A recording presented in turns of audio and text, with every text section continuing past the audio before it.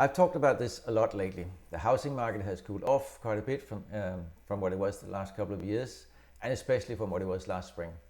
And because the second half of 2022 saw a major shift in the market, many people started seeing this as 2008 all over. And there are clearly some similarities, but there are also significant differences. My name is Danholm, and I'm a real estate broker here in Central Florida. And I'd like to give you an update on why this is not like 2008 at all, at least not yet. Lawrence Young, the chief economist at NAR, did a really great comparison about then and now at the last real estate forecast summit. Yes, that is a thing. And what he presented was, he took a few key economic factors and compared them to then and now. And this is actually quite interesting if you look at it. In 2008, we lost 8 million jobs. Right now, we are not losing any job, or have not lost any jobs, at least not yet. The total jobs available were 138 million in 2008. It's 158 million. Even if you adjust for the population gain, since that is an increase in jobs available.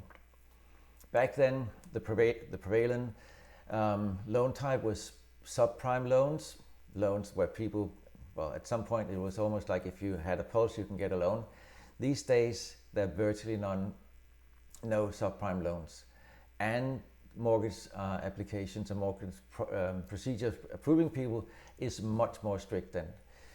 I remember we did a video about this a few weeks ago, that the index they used to measure how difficult it is to get a mortgage was 800 back then, meaning it was extremely easy to get a mortgage in the mid-2000s to the late 2000s. Now it's about 150, I think. So much harder to get a mortgage now, which means that the borrowers are much more solid financially than they were back then. We also have, he also looked at the past 5 years of new construction. In the 5 years leading up to 2008, there were constructed 7.65 million new homes.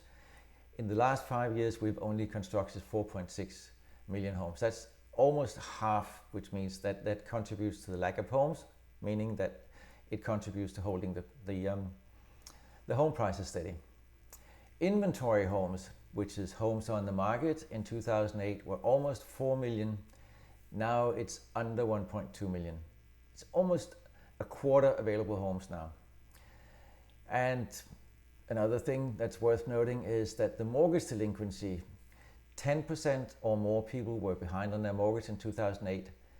Today, it's about 3.6%. That's almost just a third of what it was back then. Homes in foreclosure, even a better outlook. 4.6 homes were in foreclosure in 2008. Today, it's 0.6%. That is way less than 25% of what it was back then.